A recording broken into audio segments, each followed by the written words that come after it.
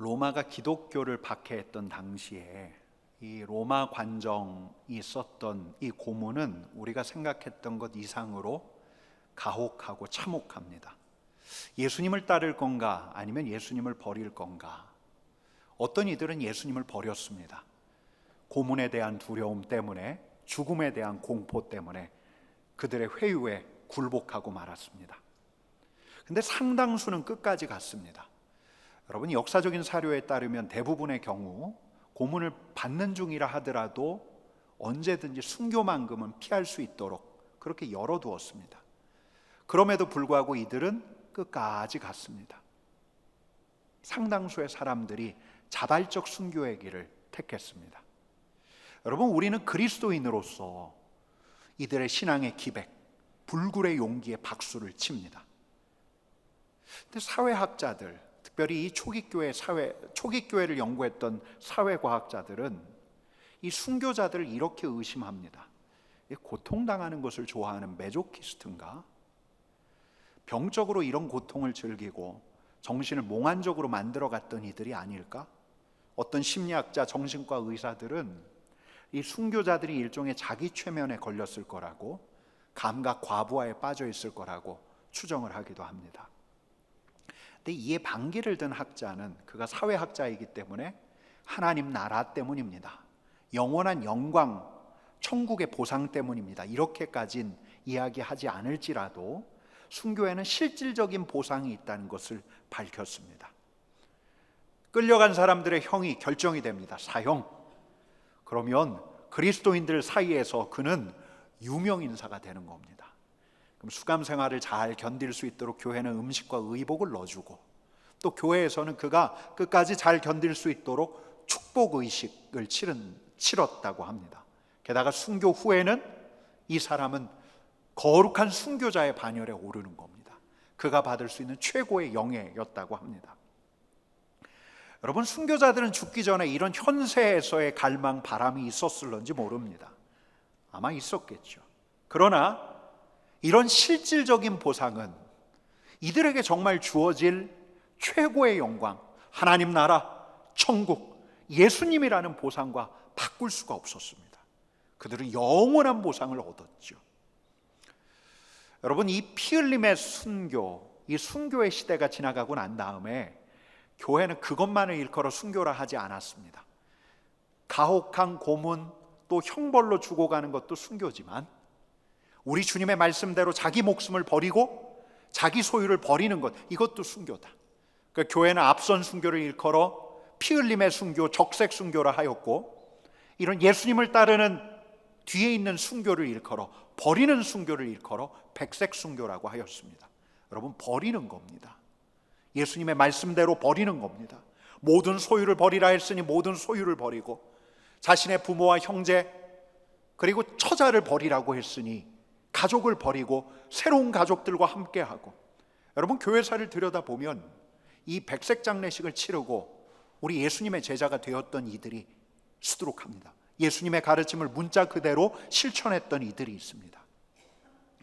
여러분, 벌써 시간이 꽤 지났지만 서울에서 한때 주목받았던 할아버지가 있었습니다. 여든 노구에 맨발로 지하철역을 활보했던 이 할아버지, 이 정신 이상자 같은 이 할아버지를 추적해 봤더니 이분은 한때 거부였습니다. 자신의 재산을 가난한 사람들에게 다 나눠준 분이었습니다. 게다가 이분은 와세다 대학 출신, 독립운동가, 그리고 목사. 그는 나의 힘은 예수, 오직 예수, 아주 기이한 전도자로 살아갔습니다. 여러분, 이런 이들을 가리켜서 백색 순교자다라고 할 수 있는 겁니다. 적색 순교든 간에 백색 순교든 간에 공통점이 있습니다. 이들이 바라고 있는 게 있죠. 무엇을 바랍니까? 천국을 바랍니다. 이들은 포기할 수가 없습니다. 포기할 수 있습니다. 포기할 수 없는 하나님 나라를 위해서 포기할 수 있는 것이 있습니다. 자신의 소유, 자신의 가족을 버릴 수가 있습니다. 그리고 이들에겐 용기가 있었습니다. 또 삶의 자유가 있었습니다. 여러분, 그러면 우리도 이제 예수님의 제자이기 때문에 이렇게 살아야 하는가? 저 이슬람권, 힌두권 핍박과 박해가 있는 그 지역으로 떠나서 예수님의 제자가 되어 하나님 나라의 복음을 전하며 살아야 하는가? 이런 적색 순교의 땅까지는 아니더라도 백색 순교, 여러분 예수님의 말씀, 오늘 본문 말씀 그대로 가야 하는가? 내 재산을 저 가난한 노숙자들에게 다 나눠주고 가정과 직장을 버리고 떠나서 우리 주님 가라 하신 그곳에서 무언가를 해야 하는가? 여러분 그럴 수 있습니다. 아주 특별한 부르심을 받은 이들은 그럴 수 있습니다. 여러분 근데 우리 대부분은 여기서 살아갑니다. 여기서, 오늘 여기서 살아갑니다.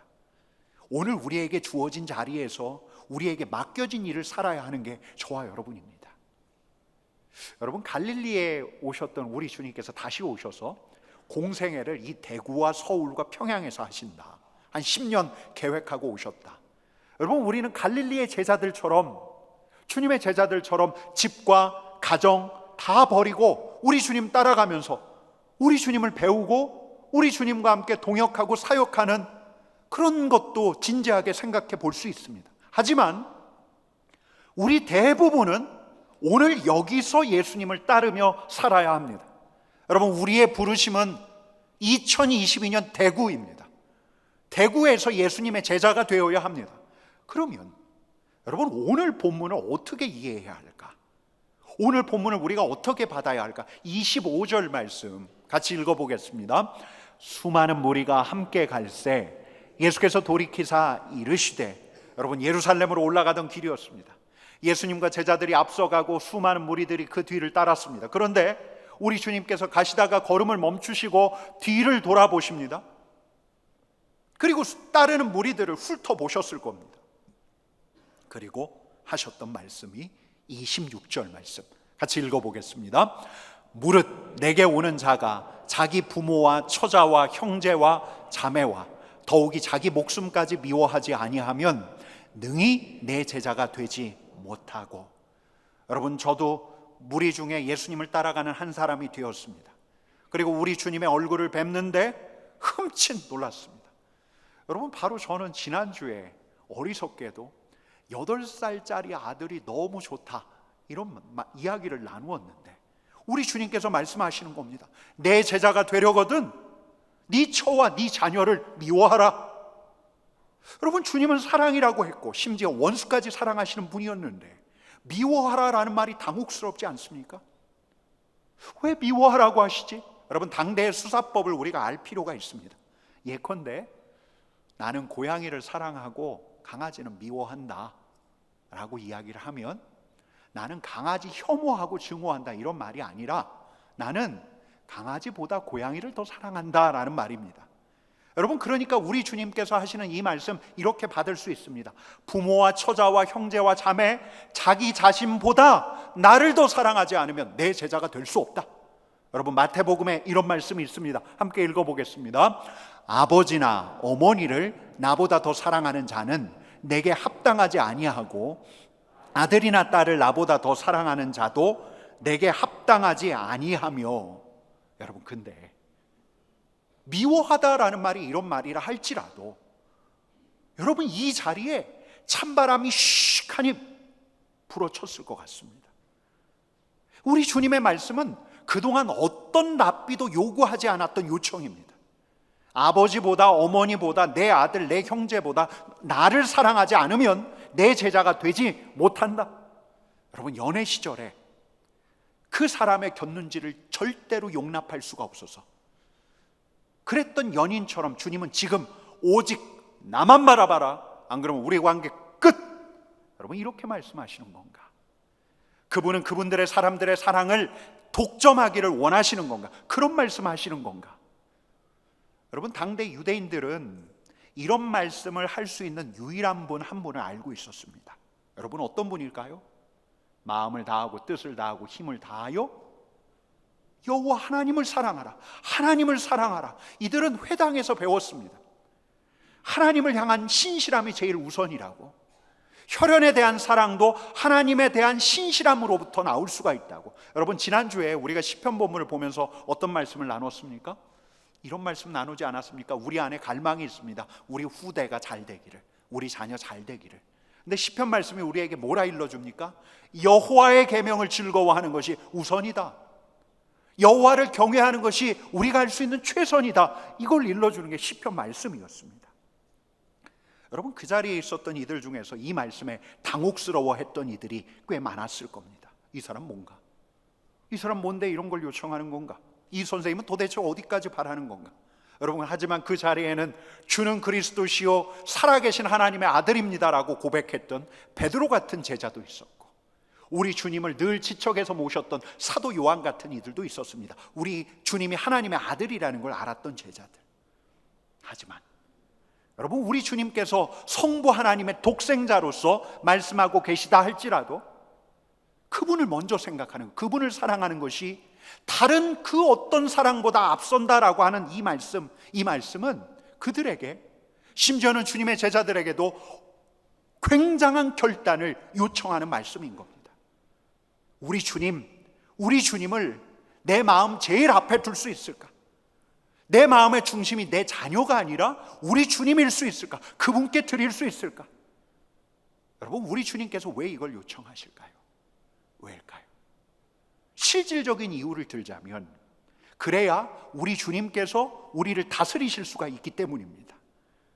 여러분, 제가 지난 특세 때 거듭거듭 말씀드렸던 말씀이 하나님 나라는 하나님의 다스림이라고 했습니다. 여러분, 근데 우리는 얼마든지 하나님의 다스림을 거절할 수가 있습니다. 내 자신에 대해서만 골몰할 때, 내 마음의 중심에 자녀가 있어서 자녀에 대한 생각으로 꽉 차 있을 때, 여러분, 우리 주님께서 비집고 들어올 틈이 없습니다. 그러면 내 뜻대로, 내 방식대로 우리 가정의 문제, 내 문제를 풀어가지만, 그럼으로써 우리가 치러야 할 대가가 우리가 생각하는 그 이상입니다. 여러분, 오래전에 제게도 존재 자체로 빛났던 분이 있습니다. 그분의 책도 그러했지만 그분의 강연을 들을 때 그런 느낌을 받았습니다. 달라스 윌라드라는 분인데, 이분이 이런 말을 합니다. 제자도를 버리면 평안이 사라질 거다. 제자도를 버리면 사랑이 관통하는 삶이 사라질 거다. 제자도를 버리면 하나님의 다스림에 비추어서, 하나님의 주권에 비추어서 매사를 이해하는, 매사를 바라보는 우리의 해석도 사라질 거다. 선하게 살아갈 수가 없고 악한 자를 이길 수 있는 능력도 잃어버린다. 여러분, 이 말이 거짓말입니까? 거짓말이 아닙니다. 그래서 여러분, 그분의 제자가 되려고 하는 사람은 의식적으로 훈련을 해야 합니다. 훈련입니다. 그분을 제일로 두는 훈련. 예컨대 이런 겁니다. 매일 아침에 일어나자마자 주님을 부릅니다. 시시종종 그분께 구합니다. 아침에 일어났더니 하나님을 향한 사랑으로 가슴이 벅차올라서 주님 사랑합니다 라고 이야기하는 게 아닙니다. 여러분, 이건 훈련입니다. 그분을 제일 사랑하고자 하는 훈련입니다. 이스라엘 백성들이 매일 아침 토라를 암송했던 것처럼 그분의 다스림을 구하는 자는 그분의 제자가 되기 위해서 일어나자마자 생각날 때마다 그분의 얼굴을 바라는 겁니다. 여러분, 거기서 우선순위가 바뀝니다. 그러면 보입니다. 일어나자마자 주님 부르고, 고역스러운 일이 생기면 주님 부르고, 난관이 생기면 주님 부르고, 평범한 일상을 살아가면서도 주님 하고 부르고, 때로 가슴이 벅차오르진 않지만 주님, 제가 주님을 사랑합니다, 주님 사랑합니다 고백하고, 여러분, 그러면서 우리는 그분을 우리의 인생 제일 앞에 두는 그분의 제자가 조금씩 되어가는 겁니다. 여러분, 이게 첫 번째. 한번 따라할까요? 우리 주님 제일 사랑, 우리 주님 제일 사랑. 주님께서는 이걸 요청하고 계십니다. 그 다음에 두 번째 요청, 27절 말씀입니다. 같이 읽어보겠습니다. 누구든지 자기 십자가를 지고 나를 따르지 않는 자도 능히 내 제자가 되지 못하리라. 자기 십자가를 지고 나를 따르라 라고 우리 주님께서 말씀하셨을 때 그 수많은 무리들이 머릿속에 그린 장면 하나가 있었을 겁니다. 언젠가 예루살렘에 올라갔을 때 봤던 그 장면, 그 처참한 장면, 로마의 반역자가 처형대로 가기까지 그 십자가의 형틀을 자기의 어깨에 짊어지고 가는 그 광경, 그들의 고백은 어떤 겁니까? 이제 이 세상의 삶은 끝났다. 이제 내 뜻, 내 갈망대로 살던 삶은 이제 완전히 끝이 났다. 여러분, 주님은 지금 주님을 따르는 이들에게 결단을 요청하고 있는 겁니다. 내 뜻대로 살던 삶은 이제 끝이 났다. 자기 십자가에 내 자아를 못 박을 참이다. 내 뜻대로 살던 나의 세상 이제는 끝내고 내 자아를 내 십자가에 못 박을 참이다. 죄수들이 자기 십자가를 지고 처형대로 로마 군병이 인도하는 대로 가는 것처럼 내 자아를 못 박을 십자가를 지고 어딘가로 우리 주님이 인도하는 대로 따라가는 겁니다. 여러분, 이건 자기 부인입니다. 자기 부인. 지금껏 살아있었고, 그리고 지금 우리 자신을 들여다봐도 시퍼렇게 살아있는 내 자아를 못 박을 십자가를 지고 우리 주님 가시는 그 길을 따라가는 겁니다. 내 삶의 주도권을 그분께 맡기는 겁니다. 주님, 내가 주님 따르오니 나는 죽고 주님 살게 하옵소서. 주님이 내 삶의 주인 되옵소서. 나는 날마다 죽노라 사도 바울처럼 선포하고, 이제는 내가 사는 것이 아니요 내 안에 누가 삽니까? 그리스도께서 사시는 것이라, 이렇게 고백하며 살아가는 겁니다. 여러분, 예컨대 우리에겐 수많은 선택 결정의 순간들 직면할 때가 있는데, 우리 인생의 수많은 선택지 중에는 지금 이 순간 내 자신을 편안하게 하는 선택지가 있죠. 내게 오늘 이득을 주는 선택지가 있습니다. 근데 내게 위험천만한 선택지도 있습니다. 그 수많은 선택지를 두고 결정을 고민하는 그 순간, 맞아, 나는 주님을 따르는 제자지, 그러면서 내 자신의 이익과 편의를 저 뒤에 두는 겁니다. 내 사랑하는 주님께서 무엇을 원하실지를 묻는 겁니다. 그리하여 우리 주님의 주도권 하에서 선택과 결정이 이루어지게 하는 겁니다. 여러분, 제가 특세 때 이런 이야기를 나눴습니다. 한 영성가가 자기 일행들하고 식당 앞에 서서 핫도그를 먹고 있었는데, 인도 저편에서 한 흑인 남자가 한 15살쯤 돼 보이는 임신한 여자에게 욕설을 퍼부어 가면서, 또 캔맥주를 그의 머리에다가 블라우스에다가 쏟아 부으면서 이 소녀를 앞으로 어떻게 대할지를 자랑처럼 사람들 앞에서 시시콜콜 늘어놓고 있더랍니다. 그러자 이 소녀가 울음을 터뜨립니다. 일행 중에 어떤 사람이 너무 그 자리가 불편하니까 말합니다. 딴 데로 가자. 그 소란을 보기가 싫어서 자리를 피하려고 하는데, 이 영성가 안에서 큰 소리가 들려옵니다. 너는 누구냐? 너는 누구냐? 얼어붙은 듯 이분이 이렇게 답변합니다. 저는 하늘 아버지의 아들입니다. 그러자 또 다른 소리가 들려옵니다. 저 아이는 내 딸이다. 그는 그 소리에 자신을 꺾었습니다. 돌아가서 소녀를 사람들로부터 떼어놓고, 그러자 그 사내가 얼마나 욕설을 쏟아부었겠습니까? 구경꾼들이 얼마나 큰 소리를 쳤겠습니까? 근데 그날 그는 울었다고 합니다. 사람들 때문에 운 것도 아니고, 소녀 때문에 운 것도 아니고, 자신 때문에 울었다고 합니다. 그날과 비슷한 상황에서 얼마나 비겁하게 살아왔던지. 여러분, 자신의 죽음을 선포하고 그분께 주도권을 이양하는 거, 여러분, 이거 불행한 일입니까? 이거 손해보는 일입니까? 여러분, 아닙니다. 바로 거기서 제자는 담대한 선택을 합니다. 비겁하지 않고 내 자신의 이익을 구하지 않는 담대한 선택, 하나님의 다스림에 이르는 선택을 할 수가 있는 겁니다. 여러분, 그러기에 자기 십자가는 자기 부인입니다. 자기 십자가는 제자로의 소명입니다. 여러분, 이게 두 번째입니다. 여러분, 한번 따라합시다. 자기 부인, 자기 부정. 여러분, 그러고 난 다음에 우리 주님께서 비유를 드시는데, 이 유명한 비유 28절 말씀을 같이 읽어보겠습니다. 같이 읽겠습니다. 너희 중에 누가 망대를 세우고자 할진대 자신의 가진 것이 준공하기까지에 족할는지 먼저 앉아 그 비용을 계산하지 아니하겠느냐. 여러분, 시골에 어떤 농장 건물에 딸려있는 망루 있는지도 모릅니다. 아니면 그 지역을 방비하기 위해서 세워야 할 망대 있는지도 모릅니다. 여하간 꽤나 시간이 걸리는 건축물입니다. 비용도 많이 듭니다. 그러기에 먼저 앉아서 계획을 짜고 비용을 계산해 봐야 합니다. 건축을 시작한 그가 이 비용 얼마나 드네? 감당할 수 있는가 감당 못하겠는가를 먼저 계산해 봐야 합니다. 마냥 그렇게 계산하지 않고 시작했다가는 낭패를 보기 십상입니다. 기초공사는 했는데 공사를 중단해야 할, 그래서 사람들의 웃음거리가 될 수도 있습니다. 여러분, 우리는 저 변두리 교회에 나갔다가 그 흉물스럽게 남아있는 완성되지 않은 건물들을 종종 보곤 합니다. 여러분, 주님의 요점이 뭐냐? 우리가 우리 주님을 따를 수 있는가 없는가를 냉철하게 점검해 보라는 겁니다. 내가 따를 수 있는가 없는가? 내가 대가를 치를 수 있는가 없는가? 내가 비용을 지불할 수 있는가 없는가? 여러분, 그 다음 비유도 마찬가지입니다. 31절 32절 말씀 같이 읽겠습니다.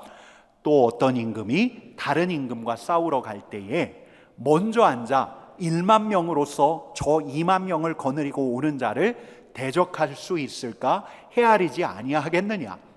만일 못할 터이면 그가 아직 멀리 있을 때 사신을 보내어 화친을 청할지니라. 아멘. 여러분, 전쟁을 앞두고 있는 임금이라면 승산을 계산해야 합니다. 적을 헤아리고 내 병력이 얼마만큼인가 따지고 헤아려야 합니다. 그렇지 않으면 패배가 자명합니다. 여러분, 마찬가지 비유입니다. 요점은 곰곰이 헤아려 보라는 겁니다. 내가 가진 자원, 주님을 따르기 전에 헤아려 보라는 겁니다. 내 능력, 내가 정말 주님의 제자가 될 수 있는가를 따져보라는 겁니다. 여러분, 집회에 가서 소낙비 같은 은혜를 막 받습니다. 엄청난 은혜를 받습니다. 그러면 정말 당장 직장을 버리고 어디 선교지로 떠나야 할 것 같은 마음이 듭니다. 이런 마음이 들거든 우리 주님 말씀하시는 겁니다. 마음을 가라앉히고 내가 정말 할 수 있는가 없는가를 헤아려 보라는 겁니다. 감정적인 결단, 즉흥적인 헌신이 가져온 결과 우리 주님께서도 그동안 너무 많이 봐왔습니다. 주님의 제자들 가운데서도 끝까지 가지 못했습니다. 상처받아 떠나고 다른 일이 있다고 떠나고 예수님 곁을 떠나간 이들이 참 많았습니다. 진지한 고민, 이성적인 분별의 시간이 모두에게, 주님의 제자들에게도 필요한 겁니다. 내가 정말 끝까지 따를 수 있을까? 내가 우리 주님을 끝까지 따를 수 있을까? 여러분, 근데 앉아서 천천히 헤아리다 보면 우리 주님의 부르심에 대해서 자신이 없어지는 겁니다. 제자로의 부르심에 자신이 없어지는 겁니다. 비용을 계산하고 전투력을 헤아리는 시간, 우리 주님께서 반드시 필요하다고 요청하셨지만 우리는 헤아리면 헤아릴수록 고개를 가로젓게 됩니다. 주님, 저 자신이 없습니다. 내가 진짜 주님을 따를 수 있을까?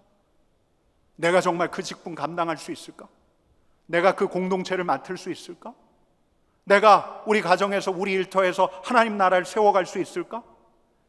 냉정하게 숙고하면 숙고할수록 내가 가지고 있는 자원으로는 감당할 수 없다는 것을 인정하게 되는 겁니다. 결론이 그렇게 나와요. 여러분, 그러고 나면 우리가 취할 수 있는 길은 두 가지입니다. 첫 번째는 우리 주님의 요청대로 계산하고 헤아려 봤더니 안 되는 거죠. 안 될 것 같아요. 시작도 안 하는 거, 주님 따라가지 않는 거, 그냥 이전에 살던 대로 살아가는 거.